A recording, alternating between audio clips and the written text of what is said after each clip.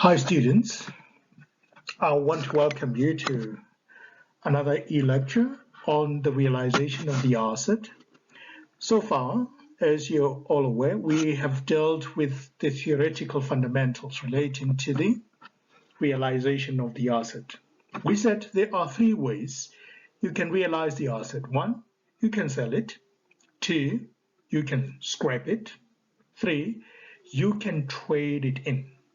So in this lecture, we're going to focus on the sale of the asset, the recognition of the asset through selling it.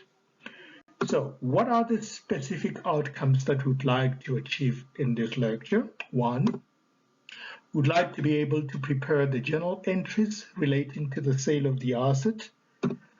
Number two, we need to do the posting of those journal entries to the general ledger. Number three, we want to see how the disposal or the sale of the asset will be reflected on the property, plant, and equipment. Now, what journal entries? Because we say we want to be able to prepare the journal entries. So the question is then, what are those journal entries? Again, so these are the journal entries. Number one, we have to remove the cost of the asset from our books. Since we are selling this asset and it is leaving our business, we must remove the asset from our books. So we do that by debiting asset realization and crediting the asset.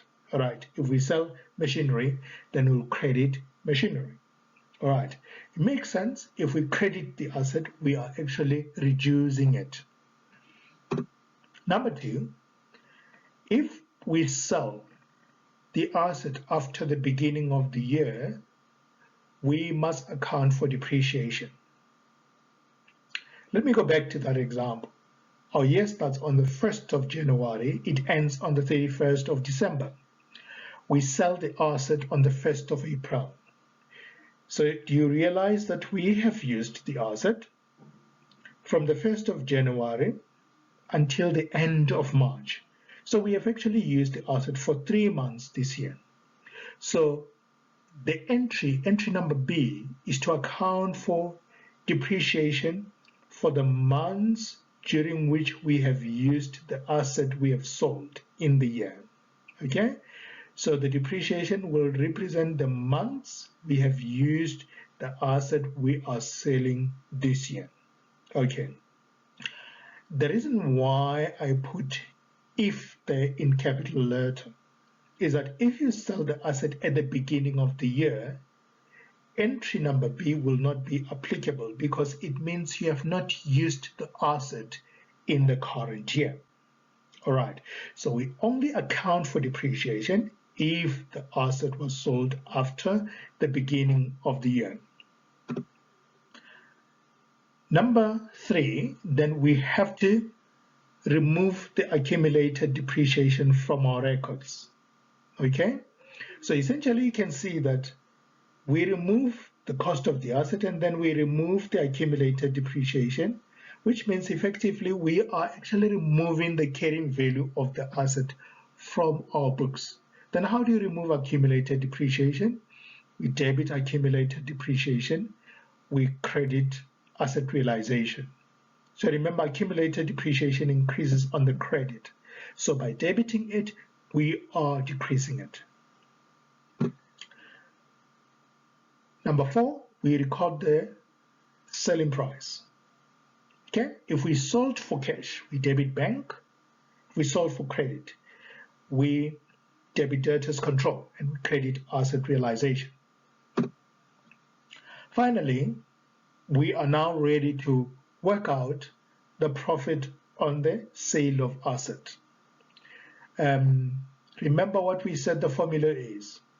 We said the formula is the net selling proceeds minus the carrying value of the asset on the date of sale. Right, so if we incur a loss, we're going to debit loss on sale of asset, we credit asset realization. Makes sense. We debit loss on sale of an asset because it's an expense. So the expense increases on the debit. And then if we made a profit, we credit profit on the sale of asset because it's an income. And then we debit asset realization. Right. So if you know these debits and credits, most of your problems are out of the way, because in my view, accounting is about debits and credits. If you know your debits and credits, this becomes a fantastic and enjoyable course, because whether you talk about your general ledger, whether you talk about your property, plant and equipment note, they all derive information from your debits and credits. So if I'm you, I'll pay attention to these entries. And I know and I'm confident that you're going to do that. Right. So now, right, so before we go through the example, let us see how profit or loss on the sale of asset is calculated. Because when we get rid of the asset by selling it, we are either going to incur a loss on the sale of asset or we're going to make a profit. So what is the formula for calculating profit or loss on the sale of asset? The formula says profit or loss on the sale of asset is equal to the net disposal process, in simple language, net selling price, minus the carrying value of the asset on the date of sale. So net selling price basically means selling price minus the costs of selling the asset. I sell the asset for 100,000. I spend 10,000 advertising the sale of asset. My net selling price is 90,000. So with regard to the carrying value of the asset on the date of sale, we will determine it by taking the cost of the asset and minusing the accumulated depreciation on the date of sale. The key word there is the date of sale. When we go through the example, you will actually see what I mean when I emphasize the date of sale element. So effectively what we are saying is that the net selling price of the asset, if we take the net selling price and we minus open brackets cost of the asset minus accumulated depreciation on the date of sale, close bracket, we're going to get profit or loss on the sale of asset, because what is within the brackets basically is the carrying value of the asset on the date of sale. How do we know we have made a profit? How do we know we have incurred a loss? We've made a profit if our net selling price is greater than the carrying value of the asset on the date of sale. We have incurred a loss if our net selling price is less than the carrying value of the asset on the date of sale. Right. Now we can go through the example. Let's do that. Right, so let's look at the question. When I'm presented with a question, so as a student, the first thing I want to pay attention to is the year end for the current year. So if you look at the question, our year end is the 31st of March 2018. Then I go and look at the trial balance to see on what date the information is given on the trial balance. So the date there is 31st March 2017. You see, it's not 2018.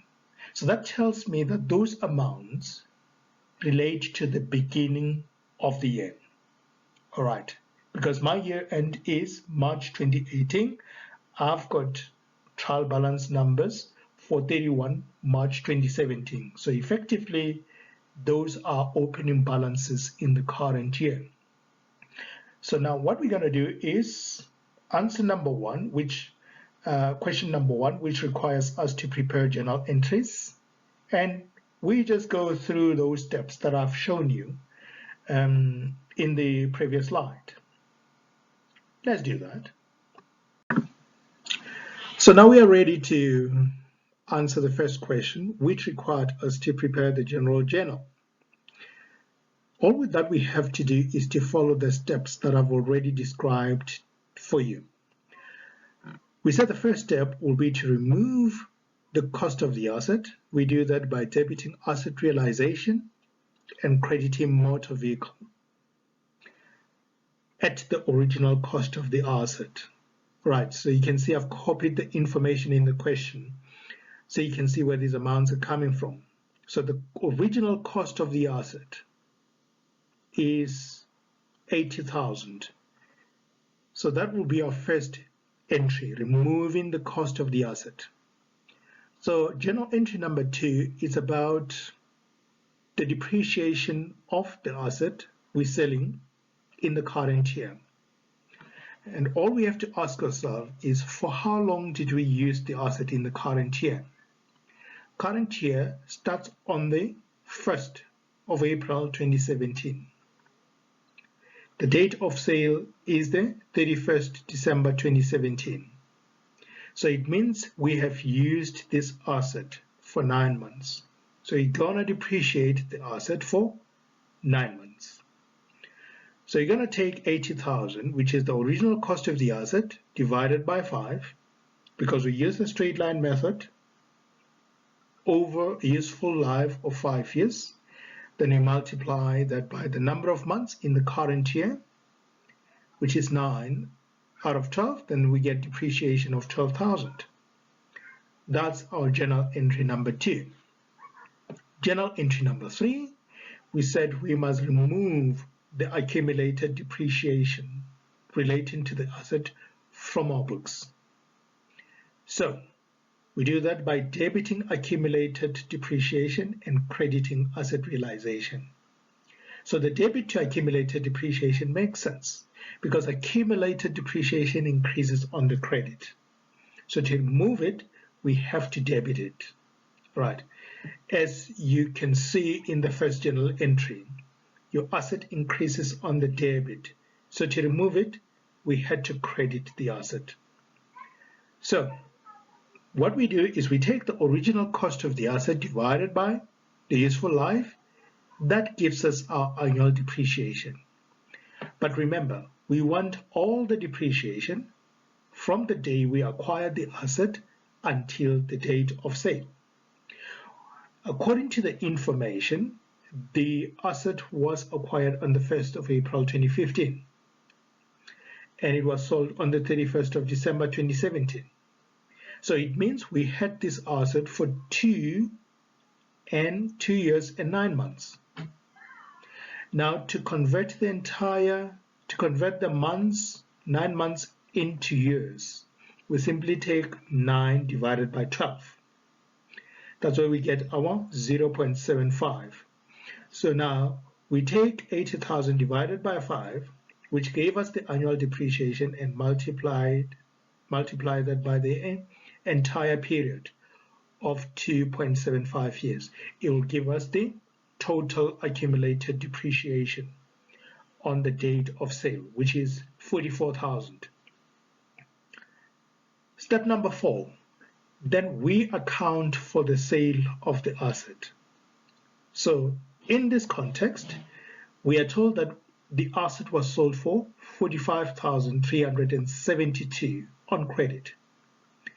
There were no selling costs, so we don't need to subtract anything from the selling price. So we debit debtors control because we sold the asset on credit, and then we credit asset realization with the selling price of 45,372. Then finally, we are now ready to calculate the profit or loss on the sale of asset. Before you do this journal entry, I suggest that you do the calculation first so that you can see if you have incurred a loss or you've made a profit. So he said the formula basically is to take the cost of the asset and you minus the carrying value of the asset on the date of sale. So our selling price is 45,372, we got that. Now the carrying value of the asset will be coming from journal entry 1 and journal entry 3. Because journal entry 1 gives us the cost of the asset, journal entry 3 gives us the accumulated depreciation of the asset on the date of sale. So 80,000 minus 44,000 will give us the carrying value of the asset on the date of sale. So because our selling price is greater than the carrying value, it means we have made a profit. Profit on sale of asset is an income, so it will increase on the credit. So that's why we credit profit on sale of the asset and we debit asset realization. So now you have done the general ledger, you are feeling so good. Now you're going for a kill, right? You're going to do the posting to the general ledger. When you are comfortable with your debits and credits, general ledger becomes a piece of cake, right? So now let's move on to the general ledger so that you can have your cake and eat it. So our first account is the motor vehicle. So motor vehicle is an asset, it increases on the debit, it decreases on the credit, right? It increases when we buy assets, it decreases when we sell assets. So we start with the opening balance, which is given on the trial balance. Remember, I said the trial balance given provided us with the opening balances. That's why we've got 215,000 as an opening balance for the motor vehicle. But then after we sold the asset, we bought the new asset, and I just copied the transaction for you and I've put it on the right. So we told that to replace the sold asset, a new motor vehicle was purchased for 111,325 on credit on the 1st of January 2018. So that debit entry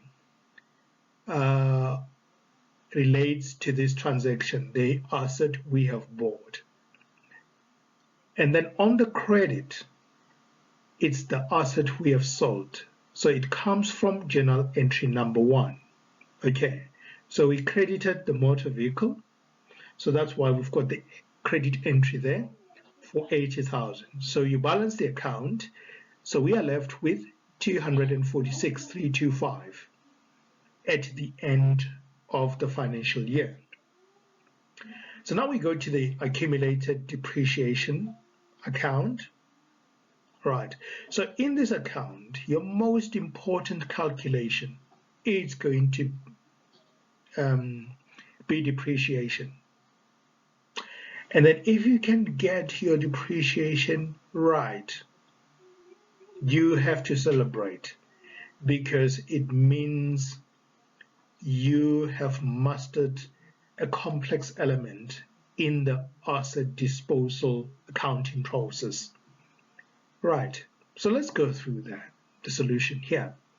So the opening balance is on the credit because accumulated depreciation increases on the credit. So we've got an opening balance of 126,500. But now we need to calculate depreciation. When we do this calculation, we have to remember that we effectively have three assets, three kind of assets in the current year. We have the motor vehicle that we have sold, which was partially used in the current year. We've got the new vehicle that we have bought. And then we've got existing vehicles. So these are the vehicles that were not sold. They were there at the beginning of the year, all the way to the end of the year. So my suggestion for you is that you break down your calculations, because they become a little bit easier when you do that. So I'll start with a new asset. Right.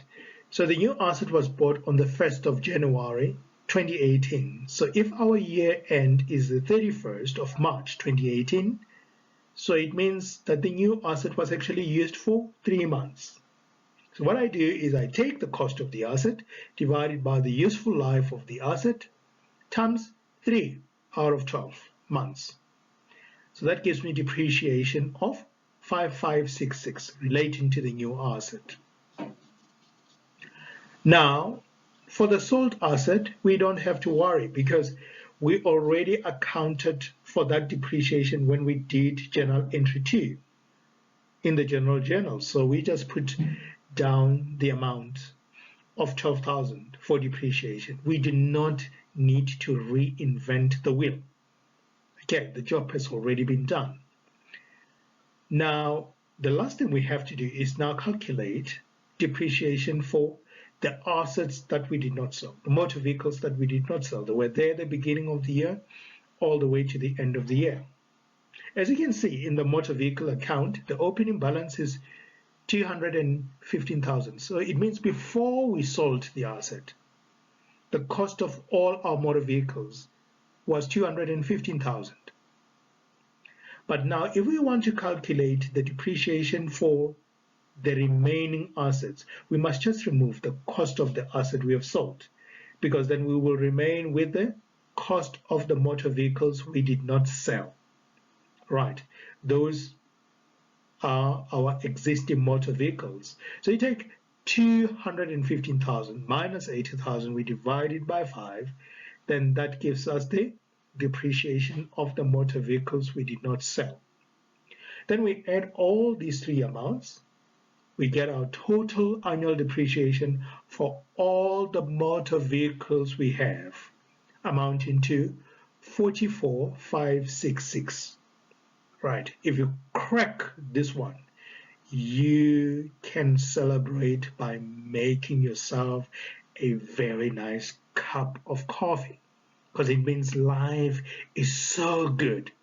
Right, and then once you've done that, then you go to the credit side, journal entry number 3. When we removed the accumulated depreciation, we debited the accumulated depreciation. So we can put the debit entry.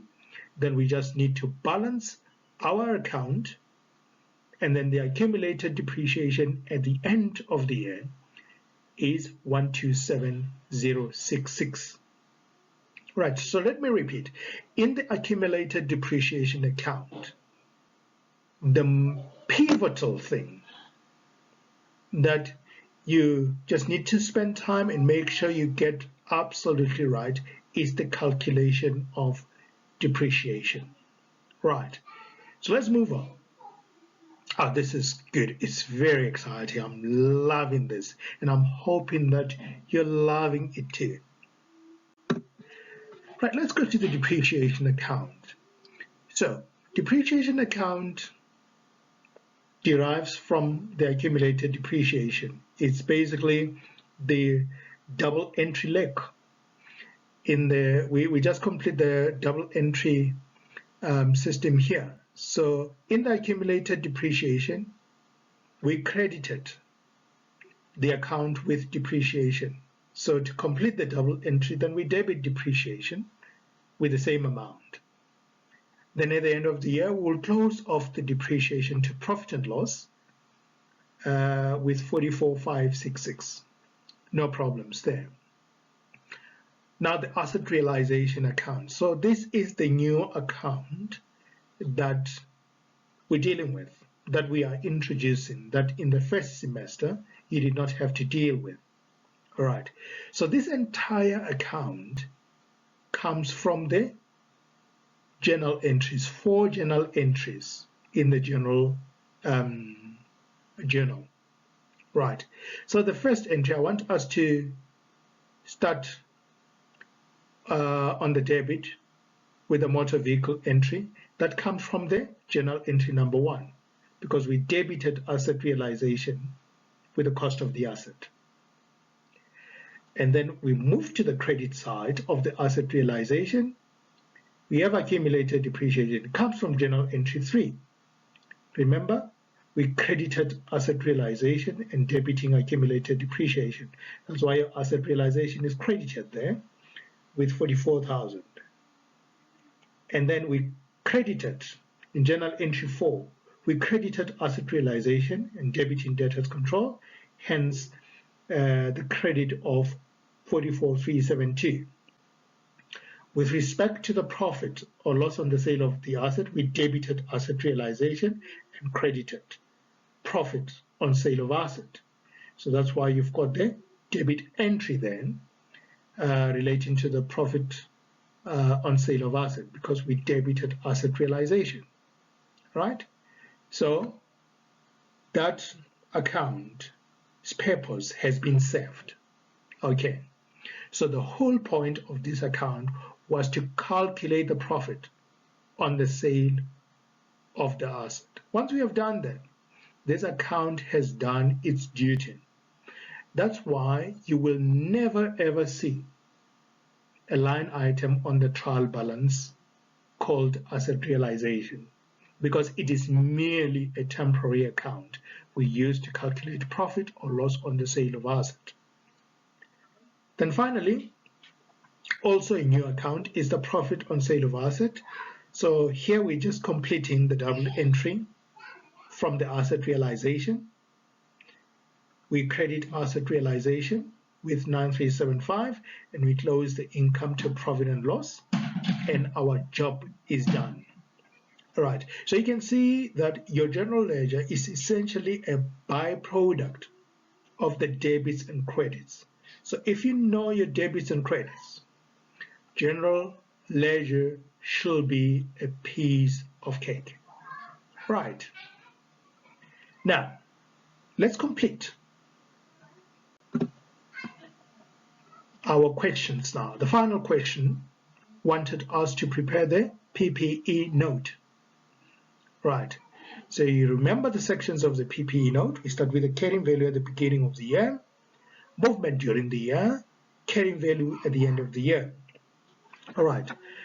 So the amounts at the beginning of the year, not a problem really, because they have been given on the trial balance. Remember, we said the amounts on the trial balance represented the opening balances, right? So that's why they are at the beginning of the year. We just put the cost as it were on the trial balance, as well as the accumulated depreciation. So we've got the carrying value of 88,500.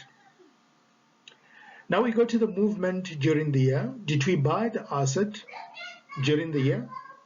Oh yes, we did. We bought a new motor vehicle for 111,325. Hence we add it. You already know how to do this. So now we go to the depreciation. So from our depreciation account, we have 44,566. So the new thing we are adding in the PPE note is the disposal at carrying value. In other words, the carrying value of the asset we sell. Right. So that's why we say disposal at carrying value. It means we are putting the carrying value of the asset sold. So the carrying value is the cost minus the accumulated depreciation on the date of sale. As you can see, they all come from journal entry 1 and journal entry 3. And then we've got the carrying value of 36,000. So we put it in brackets because we are removing this asset from our records, hence the negative sign there. Right, then we add and subtract, so we get 3759. So when we get to the end of the year, we calculate the cost of the asset. All right, so when you have asset disposal scenario, this is how you're going to compute the cost of the asset. You're going to take the balance at the beginning of the year, you add addition, new asset you bought, minus the cost of the asset you have sold, opening balance, plus the addition, minus the cost of the asset you have sold. Right, so that gives us 246,325. No problems.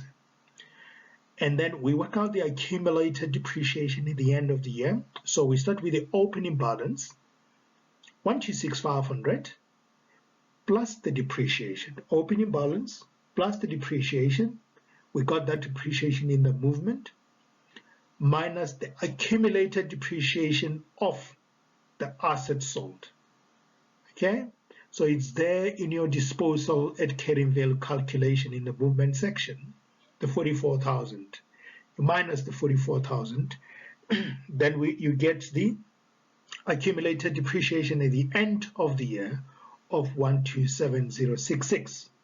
So you take the cost, you minus the accumulated depreciation, then you've got the carrying value at the end of the year of 119,259. So that must reconcile with 88,500 carrying value at the beginning of the year and the movement. So if we take the carrying value at the beginning of the year, you add the movement, it must give you 119,259. Then you know that you have done the reconciliation process correctly with the amounts that you've used in your solution. Right, so I hope this makes sense. All right, go through it again and just follow the process from the general journal all the way to the PPE note, and you'll have a very good feel how the asset realization process affects the three. Right, so have we done justice to our objectives? Did we prepare the journal entries relating to the date to the sale of the asset? Did we do the posting to the general ledger? Did we do the PPE note? Oh yes, we did. Right, so what are we going to do next? So we are going to do an illustrative example relating to the sale of the asset when we have residual values. Okay, we are just adding one more technicality in the information, but the process, the steps, the principles do not change. Right. I hope this has been beneficial to you and that you had fun going through the asset realization process. Right.